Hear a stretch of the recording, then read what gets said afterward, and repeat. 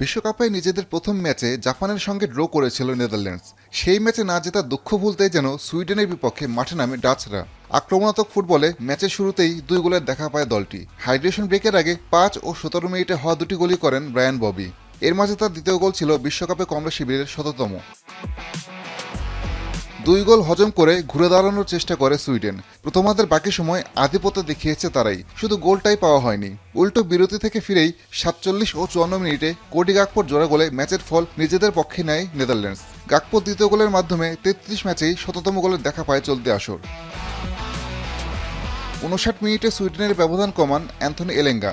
তবে ম্যাচের শেষ দিকে ক্রিসেন্সিও সমারভিলের গোলে বড় জয় নেই মাঠ ছাড়াই নেদারল্যান্ডস। এর মাধ্যমে ব্রাজিলকে পেছনে ফেলে বিশ্বকাপে টানা সর্বোচ্চ 14 ম্যাচ অপরাজিত থাকার রেকর্ড গড়েছে ডাচরা। 2010 আসরের ফাইনালে শেষবার হেরেছিল তারা। জার্মানি অবশ্য সহজে জয় পায়নি। ম্যাচের 30 মিনিটে ফ্রাঙ্কিসের গোলে এগিয়ে গিয়েছিল আইভরি কোস্ট। 67 মিনিট পর্যন্ত এগিয়ে ছিল তারাই। তবে বদলি নেমেই গোল করে জার্মানিকে সমতায় ফেরান ডেনিস উনদাভ। যোগ করার সময় 4র্থ মিনিটে উনদাভের গোলে রোমাঞ্চকর জয় নিয়ে মাঠ ছাড়ে ডাইম্যান্ড শাফরা।